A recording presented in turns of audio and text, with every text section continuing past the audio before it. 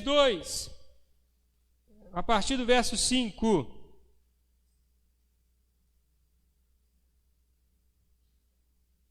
Assim diz a palavra do Senhor: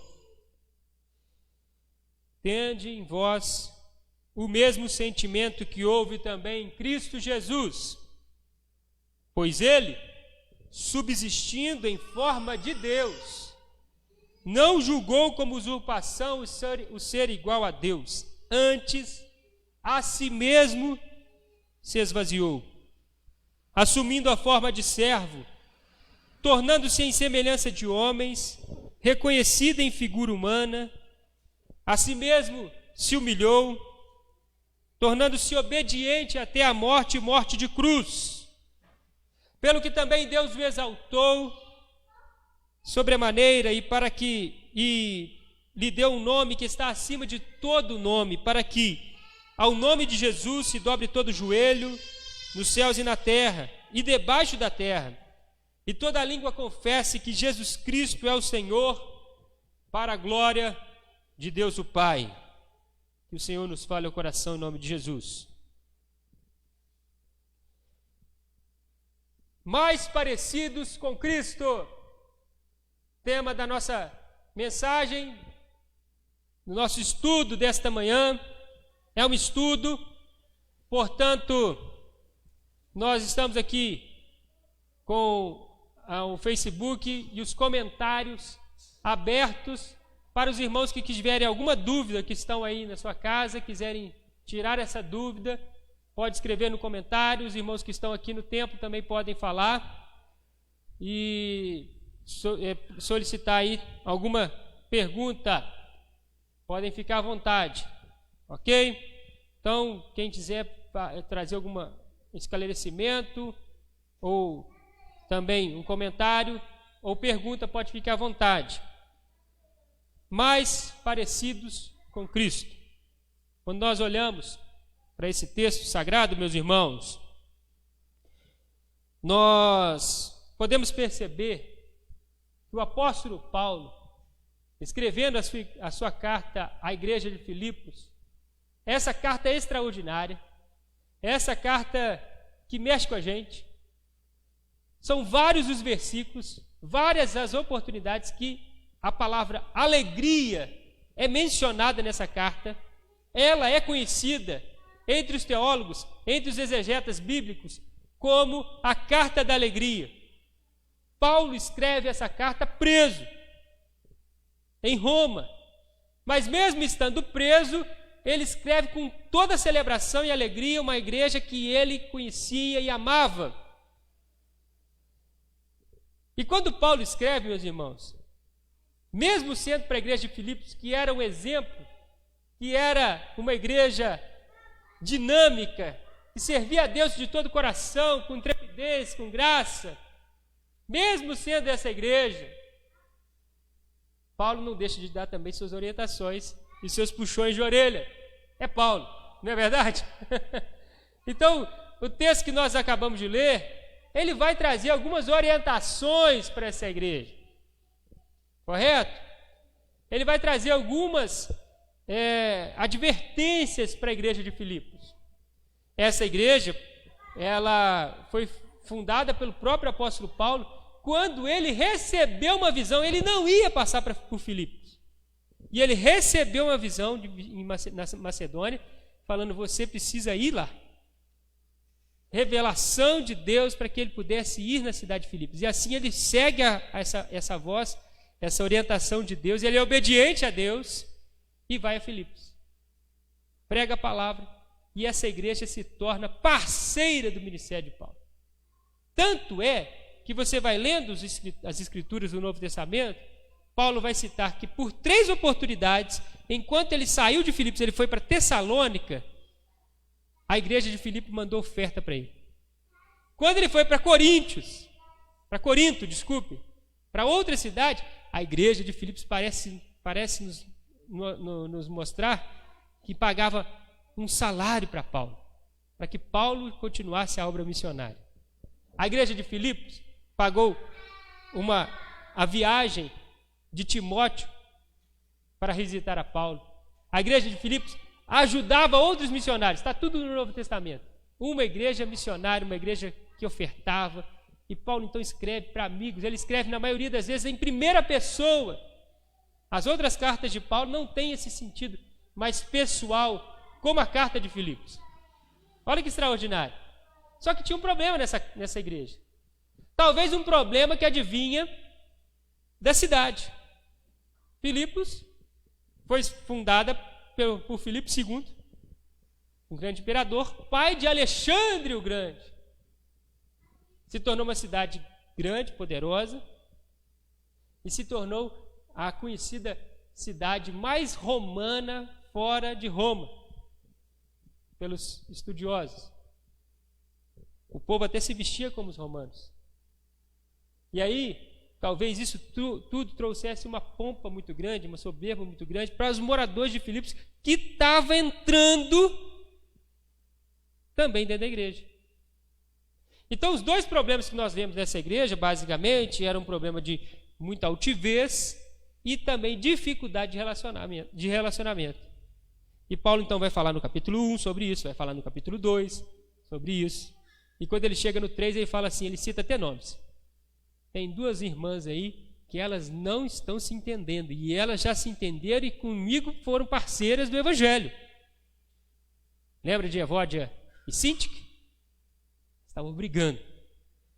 Então, por essas e outras, nós percebemos que, como eu disse no capítulo 1, versículo 27, está escrito assim, ó, vivei acima de tudo por modo digno do Evangelho, e que em nada estejais intimidados pelos adversários, pois, tendo o mesmo combate que vistes em mim, e agora ouvis, que é o meu. E ele fala, estais firmes em um só espírito, com uma só alma, lutando juntos pela fé evangélica. Correto? Então esse era um problema que tinha essa igreja. Quando a gente vai para o capítulo 2, Paulo começa falando sobre o amor fraternal.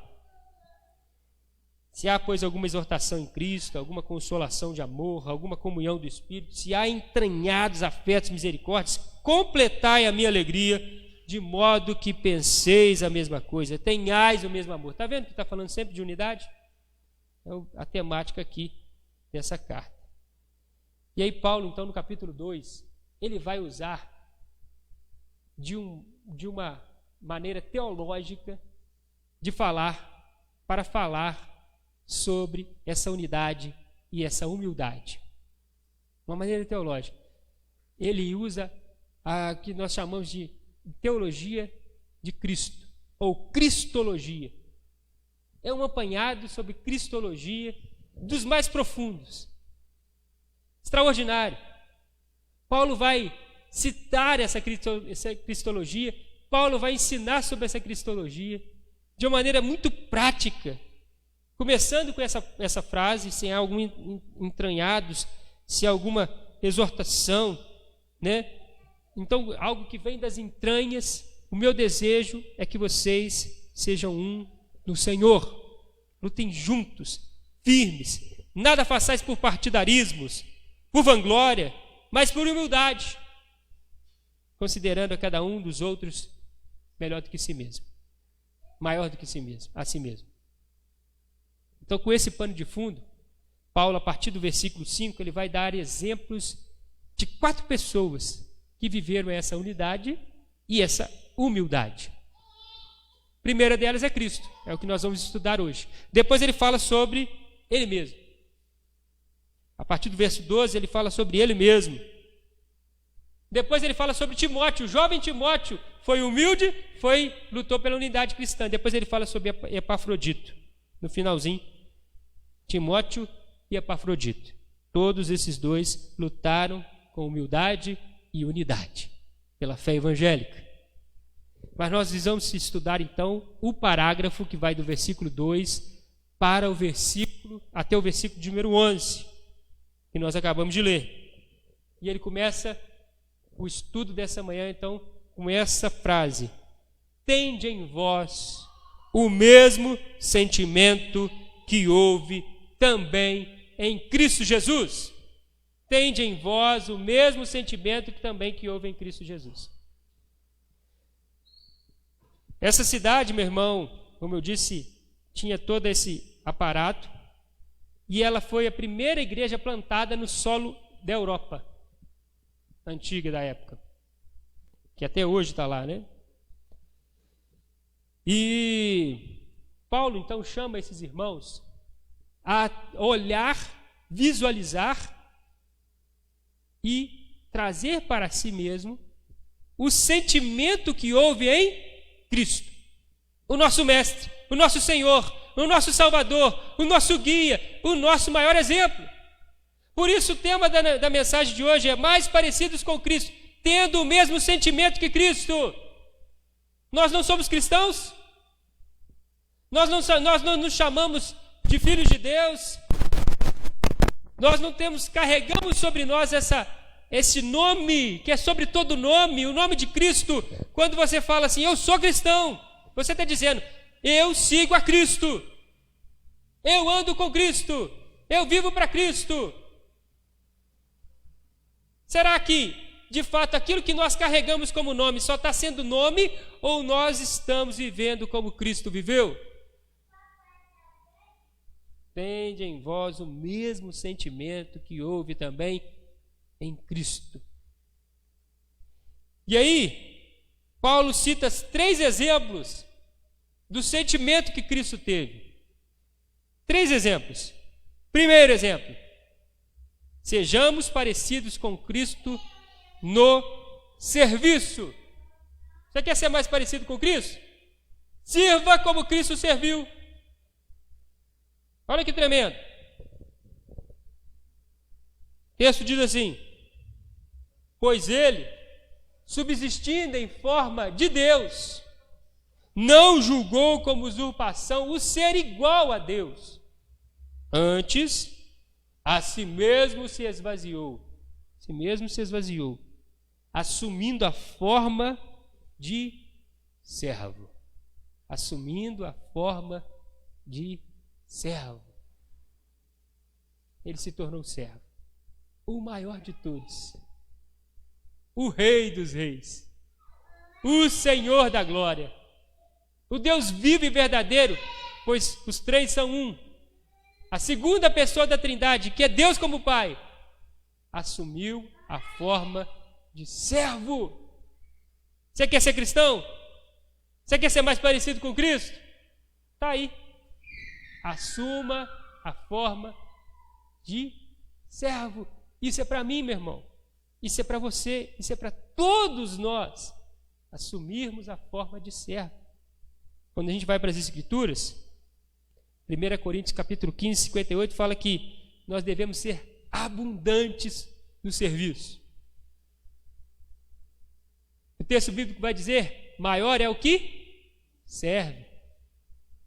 Quando Jesus discute, na verdade, a mãe dos discípulos chega para Jesus para falar, mas deixa que o meu filho assente no seu reino, um à sua direita, outro à sua esquerda. Jesus fala sobre o serviço.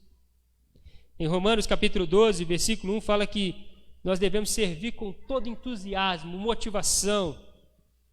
E aí, em João capítulo 12, versículo 26, também está escrito que primeiro deve ser o serviço, o servir ao próximo. Está vendo como todas as Escrituras vão nos ensinar que nós estamos aqui para o serviço? Nós temos sido sacudidos nesse tempo e Deus está nos permitindo isso para entendermos e visualizarmos se de fato nós estamos servindo ao próximo.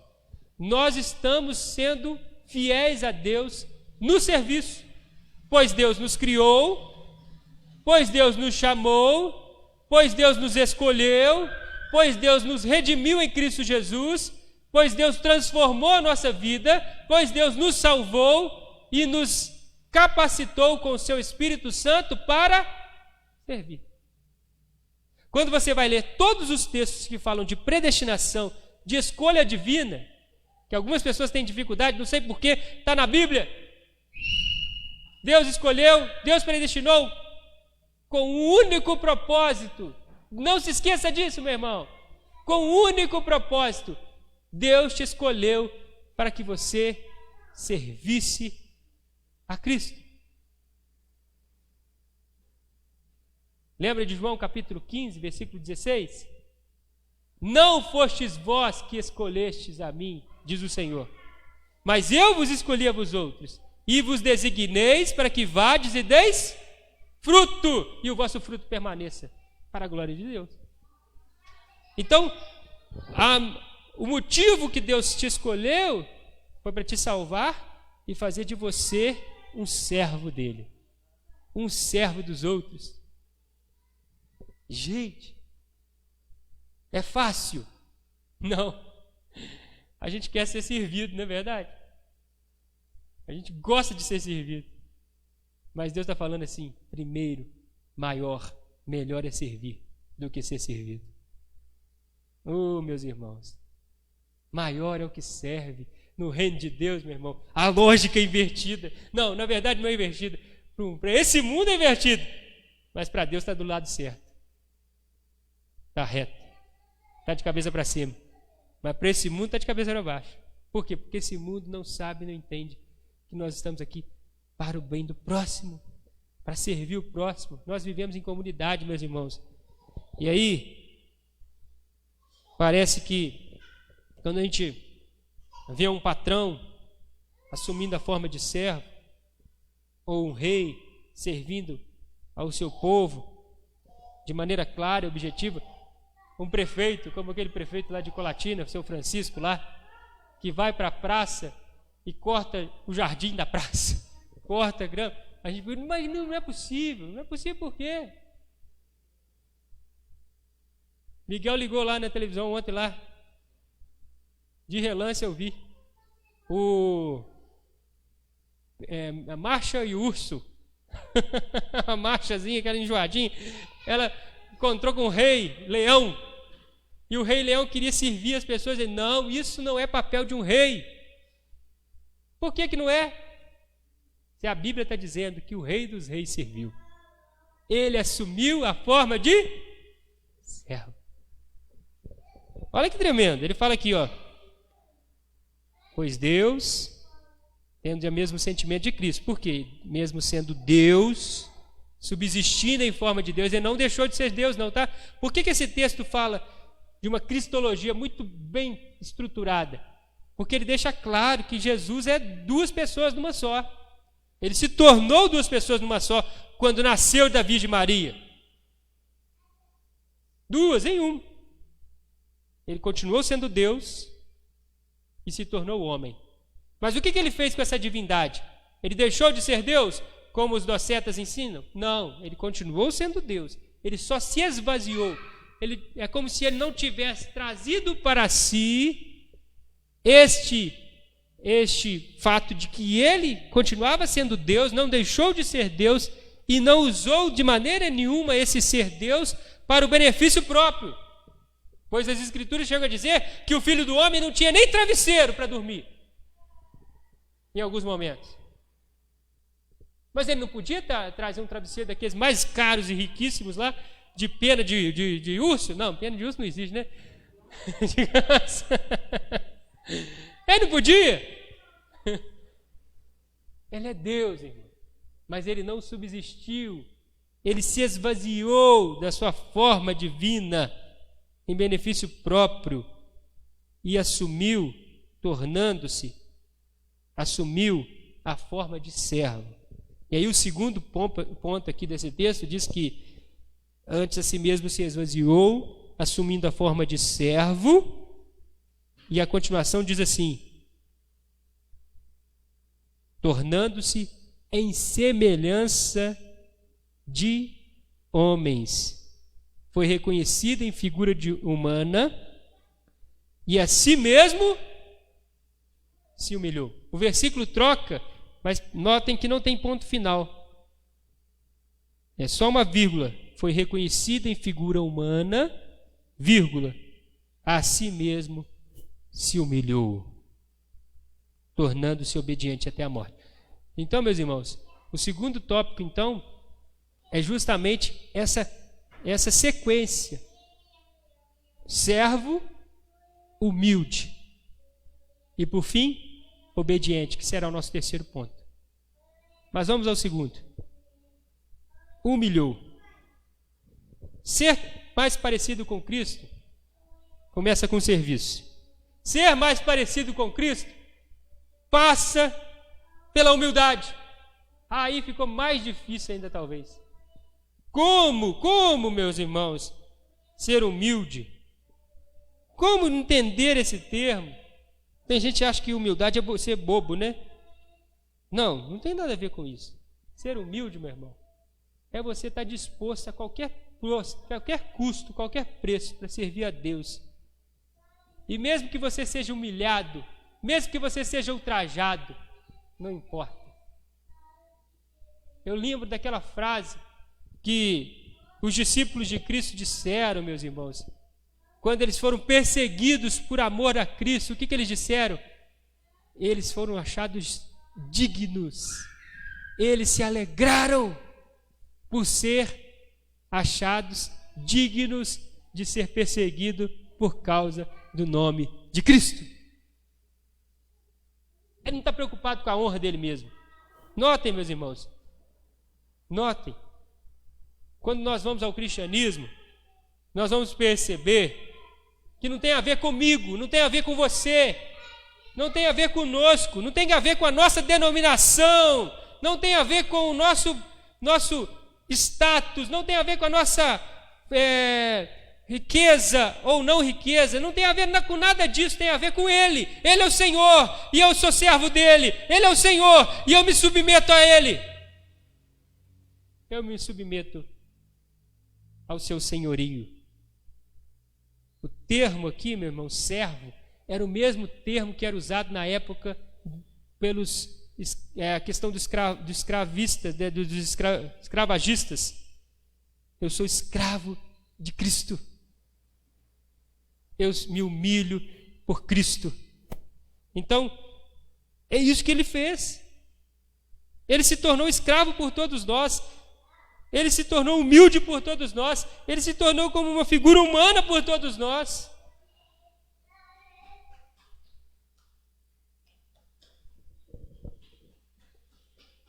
Essa palavra, meu irmão, vai de encontro ao sentimento dos primeiros pais. Lembra dos primeiros pais? Os nossos pais, Adão e Eva. O que eles fez cair do paraíso? Do lar eterno? A soberba. Olha como é que vai ao contrário, presta atenção, notem comigo, olha só o texto. Adão e Eva receberam uma orientação, receberam uma tentação do coisa ruim, que se tornou imagem de uma serpente, dizendo: se vocês comerem desse fruto, vocês serão iguais a Deus. Por que ele não quer que vocês comam? Olha, como ele ludibriou os primeiros pais. Por que ele não quer que vocês comam? Porque senão vocês vão se tornar iguais a ele. Eva, opa, peraí. Ela fez colocou na balança, quem é maior? Eu ou Deus, que tudo fez, que tudo criou? Esse maravilhoso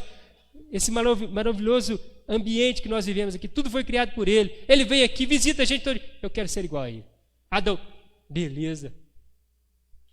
Aí nós vamos para Filipenses capítulo 2, fala que Jesus, sendo Deus, se esvaziou, fez o contrário. E o que Deus quer de mim e de você, meu irmão? Você que me assiste aqui, você que está aqui, o que Deus quer de nós? O mesmo sentimento. Ah, meu irmão, eu lembrei hoje pela manhã da frase da Joyce, nossa irmã Joyce. Ela disse uma vez, numa certa escola dominical, do sonho que todos nós temos de conhecer lugares maravilhosos deste mundo, Patagônia, Nova Zelândia, Portugal, Estados Unidos.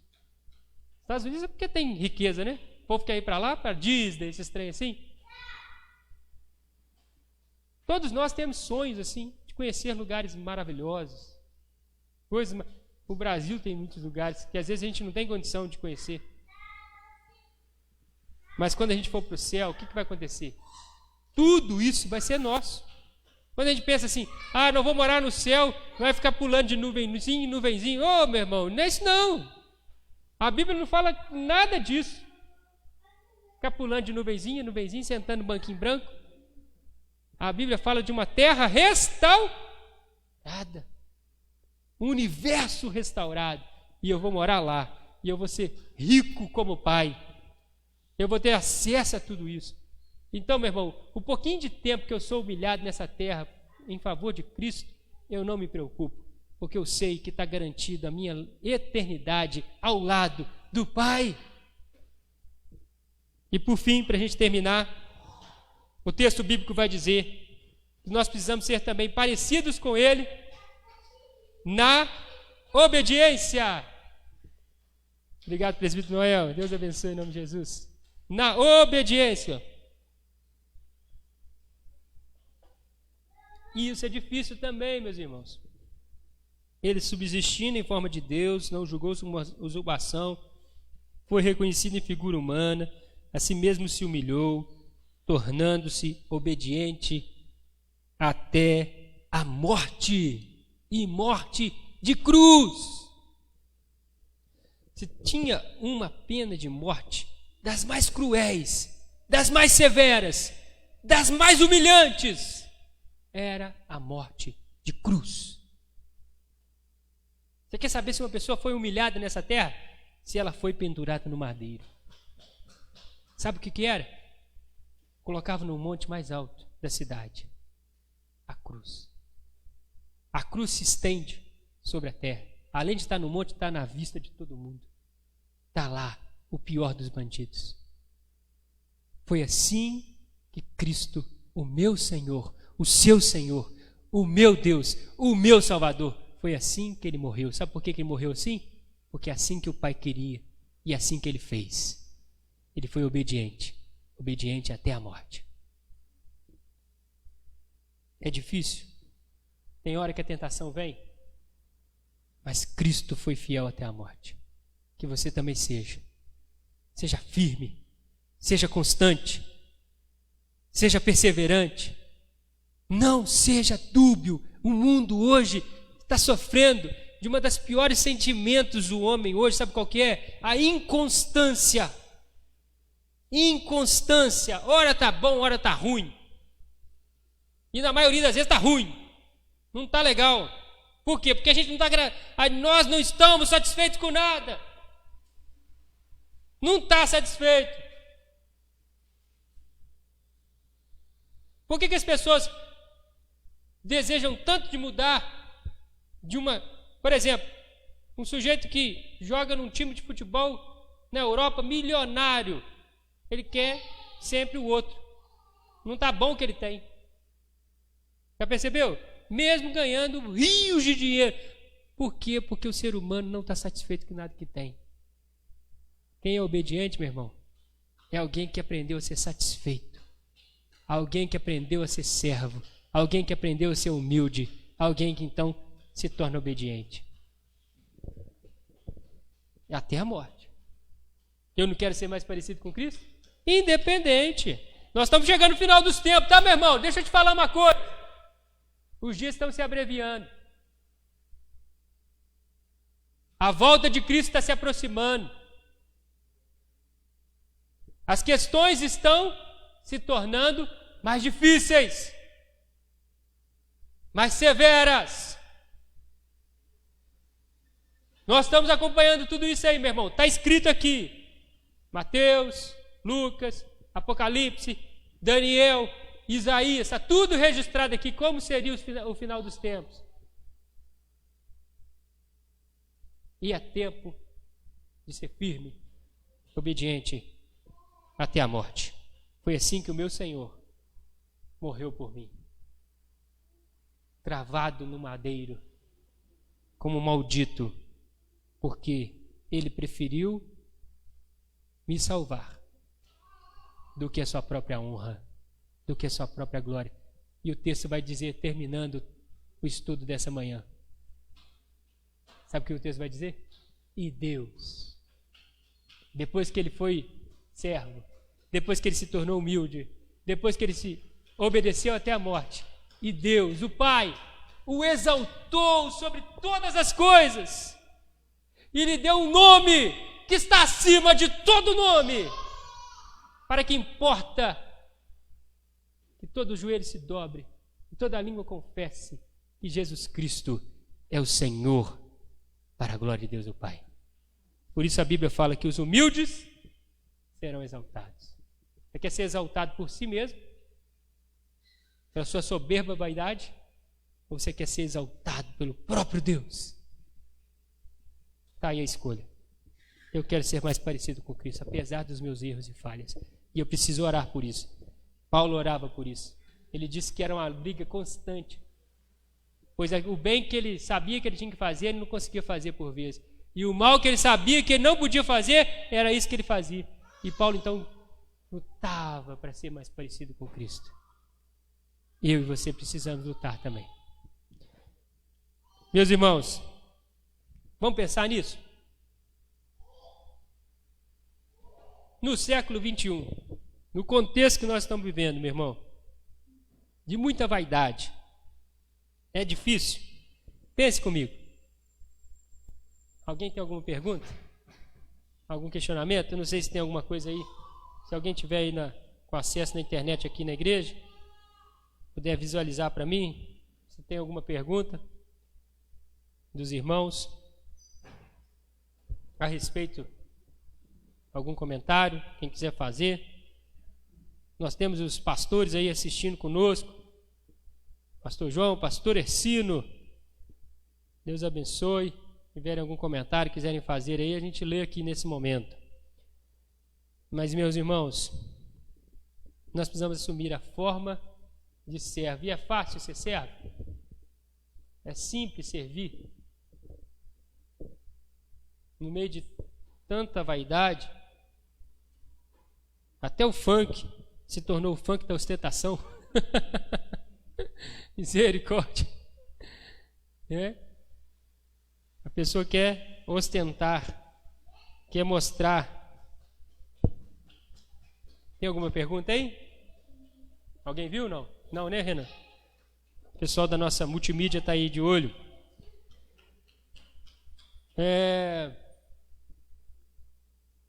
São questões que estão uma ligada à outra, percebeu? Por isso que o texto não tem ponto. Está percebendo? E você percebeu também a questão da cristologia?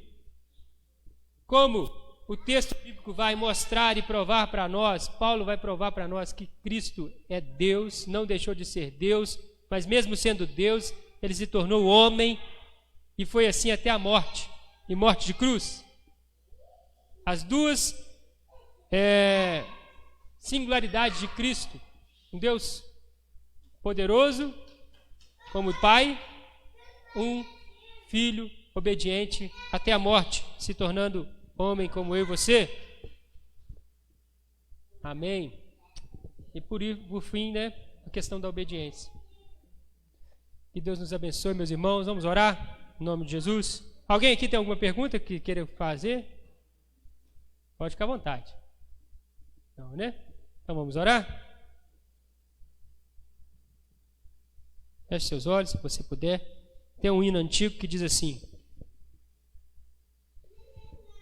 o Evangelho nos ensina com clareza que o Verbo carne humana se tornou.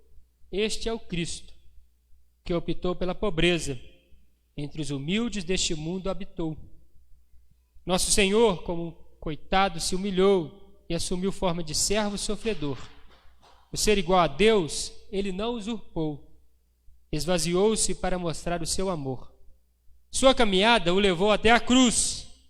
Sofreu tortura, desrespeito com muita dor. Sem vacilar, sua opção ele conduz até a morte para tornar-se o Senhor. Quem segue a Cristo tem o mesmo sentimento. esvaziando-se em favor do seu irmão. Não é orgulhoso e não tem constrangimento de ser pequeno e ter humilde coração. Compartilhar é a vivência do cristão. O dar de si mesmo, a sua forma de amar. Senhor, nos ajude a cumprir